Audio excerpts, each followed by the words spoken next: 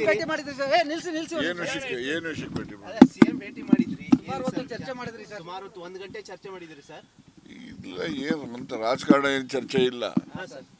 CM ಹತ್ರ ಏನಾಯ್ತು, ನಾನು ಊರಲ್ಲಿ ಇರಲಿಲ್ಲ, ನಿನ್ನೆ ಬಾಂಬೆಗೆ ಹೋಗಿದ್ದೆ, ಈಗ ಬಂದೆ. ನಾಳೆ ನಾಡ್ದು 2 ದಿವಸ ನಾನು ಕಾನ್ಸ್ಟಿಟ್ಯೂನ್ಸಿಲಿ ಇರ್ತೀನಿ. ಕಾನ್ಸ್ಟಿಟ್ಯೂನ್ಸಿಲಿ ಇರೋ ಇನ್ನೆಲ್ಲ ಸ್ವಲ್ಪ ಮಾತಾಡಬೇಕಾಗಿತ್ತು. ಬೇರೆದು ನಮ್ಮ ಕೋಆಪರೇಟಿವ್ದು ನೀವೆಲ್ಲ ಟಿವಿಲಿ ತೋರಿಸ್ದಂಗೆ ಅಪೆಕ್ಸ್ ಬ್ಯಾಂಕ್ ಏನೇನು ಇಲ್ಲ. ಅಲ್ಲ, ಈಗ ಡಿ ಕೆ ಶಿವಕುಮಾರ್ ನಾನು ಮತ್ತೊಮ್ಮೆ ಹೇಳೋದು ಅಂದರೆ KPCC ಪ್ರೆಸಿಡೆಂಟ್ ಅವರು ಕಾಂಗ್ರೆಸ್ನ ಸಂಘಟನೆ ಬಗ್ಗೆ ಮತ್ತೆ ಯಾವಾಗ ಬೇಕಾದರೂ ಅವರು ಬಂದು ನಮ್ಮನ್ನು ಮಾತಾಡ್ಬೋದು ಅಥವಾ ನಮ್ಮನ್ನು ಕರೆಸಿಬೇಕಾದ್ರೂ ಮಾತಾಡ್ಬೋದು. ಅದಕ್ಕೆ ಹೆಚ್ಚು ಮಹತ್ವ ಕೊಡುವಂಥದ್ದು ಏನಿಲ್ಲ, ಗೊತ್ತಾಯ್ತಾ. ಶಿವಕುಮಾರ್ ಅವರು ಅಧ್ಯಕ್ಷರಿರೋವರೆಗೆ ಅವರು ನಮ್ಗೆ ಅಧ್ಯಕ್ಷರು, ಅವ್ರು ಹೇಳಿದ್ದನ್ನೆಲ್ಲ ನಾವು ಕೇಳಬೇಕಾಗ್ತದೆ, ಕೇಳ್ತೀವಿ ಪಕ್ಷದ ವಿಚಾರದಲ್ಲಿ.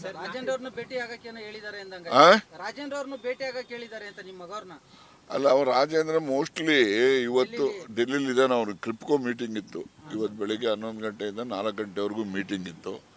ಅವನು ಇವತ್ತು ಅಲ್ಲೇ ಇದ್ದಾನೆ. ಭೇಟಿ ಮಾಡಿದ್ರು ಮಾಡ್ಬೋದು, ಮಾಡದೇ ಇದ್ರು ಇರ್ಬೋದು. ಮುಕ್ಕಾಲು ಪಾಲು ಮಾತಾಡ್ತಾರೆ ಅಂತ ಅವ್ನು ಭೇಟಿ ಮಾಡ್ಬೋದು ಅಂತ ಅನ್ಕೊಂತೀನಿ ನಾನು. ಡಿಸಿಎಂ ಸರ್ ಡೆಲ್ಲಿನಲ್ಲಿ ಇದ್ದಾರೆ, ಹೈಕಮಾಂಡ್ ನಾಯಕರನ್ನ ಏನು ಭೇಟಿ ಆಗೋ ಚಾನ್ಸಸ್ ಇದೆ ಸರ್? ಅಲ್ಲ ನೋಡಿ, ಕಾಂಗ್ರೆಸ್ ಆಫೀಸಿಗೆ ಯಾರೇ ಕರ್ನಾಟಕದಿಂದ ಮುಖಂಡರು ಹೋದರೆ ಕಾಂಗ್ರೆಸ್ ಆಫೀಸ್ಗೆ ಭೇಟಿ ಕೊಡೋದು, ಯಾರು ಲೀಡರ್ಸ್ಗಳು ಇರ್ತಾರೆ ಅವ್ರನ್ನ ಭೇಟಿ ಮಾಡಿ ಚರ್ಚೆ ಮಾಡ್ತಕ್ಕಂಥದ್ದು ಅದು ಸಾಮಾನ್ಯವಾಗಿ ನಡೆಯುವಂಥ ಪ್ರಕ್ರಿಯೆ. ಅದು ಅದಕ್ಕೇನು ವಿಶೇಷತೆ ಏನಿಲ್ಲ.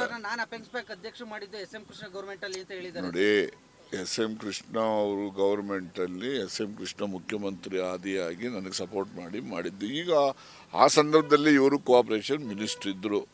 ಇವ್ರದ್ದು ಅದರಲ್ಲಿ ಇರ್ಬೋದು, ಇಲ್ಲ ಅಂತ ನಾನು ಹೇಳೋದಿಲ್ಲ. ಯಾಕೆಂದರೆ ಒಬ್ಬ ಮನುಷ್ಯ ಯಾವಾಗಲೂ ಕೂಡ ಒಂದು ಸಹಾಯ ಮಾಡಿದ್ರೆ ಅದನ್ನು ನೆನೆಸ್ಕೊಳ್ತಕ್ಕಂಥದ್ದು ನನ್ನ ಗುಣ. ಅದು ಆ ಸಂದರ್ಭದಲ್ಲಿ SM ಕೃಷ್ಣ ಅವರು ಮುಖ್ಯಮಂತ್ರಿ ಇರೋವಾಗ ಇವರು ಸಹಕಾರ ಸಚಿವರಿದ್ದರು. ಇವ್ರದ್ದು ಕೂಡ ನನಗೆ ಸಹಾಯ ಆಗಿಲ್ಲ ಅಂತ ನಾನು ಹೇಳಲ್ಲ.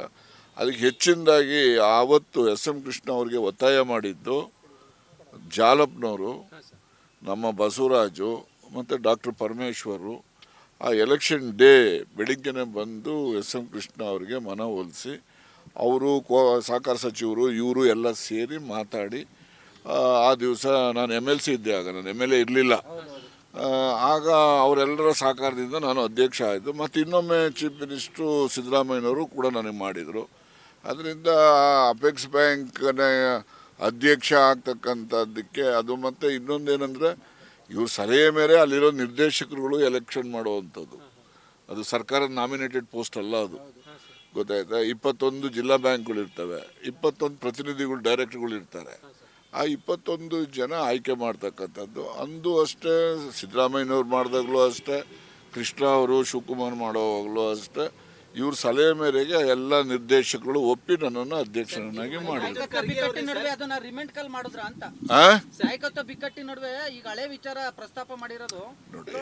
ಹಳೆ ವಿಚಾರ ದೇಶಕ್ಕೆ ಗೊತ್ತಿರೋವಂಥದ್ದು. ಅದು 2002ರಲ್ಲಿ ಆದಂಥದ್ದು. ಇವರು 2014ರಲ್ಲೋ 2015ರಲ್ಲೋ ಈ ಸಾಹೇಬರು ಮಾಡಿದ್ರು.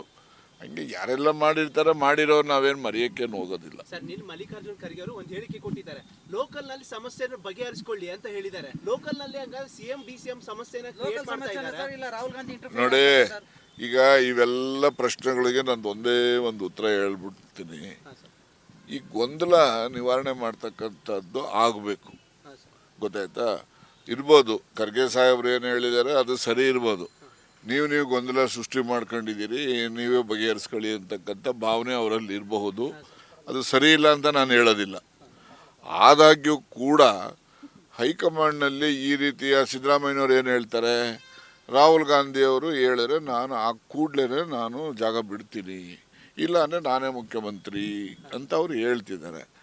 ಇವರು ಈಗ DK ಶಿವಕುಮಾರ್ ಅವರು ಕೂಡ ಆಸ್ಪಿರೆಂಟ್ ಇದ್ದಾರೆ, ಅವರು ಕೂಡ ಕೇಳ್ತಾ ಇದ್ದಾರೆ. ಅವ್ರ ಜೊತೆಲಿ ಭಾಳ ಜನನೂ ಇದ್ದಾರೆ, ಅವ್ರು ಯಾರು ಹೇಳ್ಕೊಳಕ್ಕೆ ಹೋಗಲ್ಲ. ಆದರೆ ಇವರು ಶಿವಕುಮಾರ್ ನನಗೆ ಮಾತು ಕೊಟ್ಟಿದ್ರು ಅಂತ ಹೇಳಿದ್ರೆ, ಯಾರು ಮಾತು ಕೊಟ್ಟಿದ್ರು ಅವರನ್ನು ಕೇಳಿ ಅವರಿಂದ ಈ ಒಂದು ಗೊಂದಲಕ್ಕೆ ತೆರೆ ಎಳೆಯುವಂಥದ್ದು ಆಗಬೇಕು. ಅಂತಿಮವಾಗಿ ಹೈಕಮಾಂಡ್ನವರು ಈ ಒಂದು ಗೊಂದಲಕ್ಕೆ ತೆರೆ ಎಳಿತಕ್ಕಂಥ ಅಗತ್ಯತೆ ಇದೆ. ಇಲ್ಲ ಅಂದರೆ ಈ ಗೊಂದಲ ಆಡಳಿತದ ಮೇಲೆ ದುಷ್ಪರಿಣಾಮ ಆಗ್ತದೆ. ಸಿಎಂ ಸದನದ ಒಳಗಡೆ ಹೇಳಿದ್ದಾರೆ ಯಾವುದೇ ಒಪ್ಪಂದ ಆಗಿಲ್ಲ, ಬಹುಶಃ ಹೈಕಮಾಂಡ್ ನನ್ನ ಪರವಾಗಿದೆ ಅಂತ ಹೇಳಿದ್ದಾರೆ. ನೋಡಿ, ಈಗ ಆಗಿದೆಯೋ ಆಗಿಲ್ಲ ಅಂತ ಸಿಎಂ ಹೇಳಿದ್ದಾರೆ, ಅದನ್ನ ನಾವು ಒಪ್ಕೋಬೇಕು.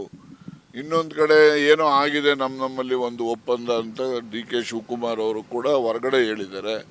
ಅದನ್ನು ಕೂಡ ತಳ್ಳ ಹಾಕಂಗಿರೋದಿಲ್ಲ. ಏನೇ ಇರಲಿ, ಆಗಿರ್ಲಿ ಆಗಿಲ್ಲದೆ ಇರಲಿ, ಅಂತಿಮವಾಗಿ ಹೈಕಮಾಂಡ್ನವ್ರ ಗಮನದಲ್ಲಿ ಇಲ್ಲದೆ ಯಾವುದು ಏನೋ ಆಗಿರೋದಿಲ್ಲ. ಯಾವ ಪತ್ರ ನಾನು 50 ಬರ್ದಿದ್ದೀನಿ ರೀ, ಅದರಲ್ಲಿ ಯಾವ ಪತ್ರ ಮಲ್ಲಿಕಾರ್ಜುನ್ ಖರ್ಗೆ ಅವರನ್ನ ಪರಮೇಶ್ವರ್ ಭೇಟಿಯಾಗಿದ್ದಾರೆ ಸರ್. ನಿನ್ನೆ HK ಪಾಟೀಲ್ ಅವರು ಭೇಟಿಯಾಗಿದ್ರು ಸರ್. ನೋಡಿ, ಅವರು ಹಿರಿ AICC ಅಧ್ಯಕ್ಷರು. AICC ಅಧ್ಯಕ್ಷರಾದ ಮೇಲೆ ಒಬ್ಬ ಸಾಮಾನ್ಯ ಕಾರ್ಯಕರ್ತರಿಂದ ಹಿಡಿದು ಹಿರಿಯ ಮುಖಂಡರುಗಳು, ಸಚಿವರುಗಳು ಭೇಟಿ ಮಾಡ್ತಕ್ಕಂಥದ್ದಕ್ಕೆ ಅವಕಾಶ ಇದೆ, ಮಾಡಿರ್ತಾರೆ. ಭೇಟಿಯಾಗಿದ್ದಕ್ಕೂ ಸಂಬಂಧ ಇಲ್ವಾ ಸರ್? ನೀವು ರಾಹುಲ್ ಗಾಂಧಿ ಪತ್ರ ಬರ್ದಿದ್ದಕ್ಕೂ DKC ಭೇಟಿಯಾಗಿದ್ದಕ್ಕೂ ಸಂಬಂಧ ಇಲ್ವಾ? ನೋಡಿ, DKC ಭೇಟಿಯಾಗಿದ್ದು, ಪತ್ರ ಬರೆದಿದ್ದು, ಅದಕ್ಕೆ ಏನು ಸಂಬಂಧ ಇರುತ್ತೆ? ನನ್ನ ಅಭಿಪ್ರಾಯ ಅವ್ರಿಗೂ ಹೇಳಿದ್ದೀನಿ, ಇವ್ರಿಗೂ ಹೇಳಿದ್ದೀನಿ. ಅಂತಿಮವಾಗಿ ಪಕ್ಷದಲ್ಲಿ ನಡೀತಾ ಇರೋ ಬೆಳವಣಿಗೆಗಳಿಗೆ ಅಂತಿಮ ವಿರಾಮ ಬೀಳುತ್ತಾ ಸರ್? ಅಂತಿಮ ವಿರಾಮ ಬೀಳ್ಬೇಕು. ಬೀಳ್ತಕ್ಕಂಥ ಕೆಲಸ ಹೈಕಮಾಂಡ್ ಅವ್ರು ಮಾಡಬೇಕು. ಯಾಕಂದ್ರೆ ಕಾರ್ಯಕರ್ತರಲ್ಲಿ ಗೊಂದಲ. ನಾನು ಅಸ್ಟ್ರಾಲಜರ್ ಅಲ್ಲ, ಶಾಸ್ತ್ರ ಹೇಳೋನಲ್ಲ, ಜ್ಯೋತಿಷ್ಯ ಅಲ್ಲ, ಜಾಗೃತಿ ಆಗ್ಬೇಕು ಅನ್ನೋನು. ನ್ಯೂಸ್ ಫಸ್ಟ್ ನಿರ್ಭೀತಿಯಿಂದ ನಿಮ್ಮ ಪರವಾಗಿ.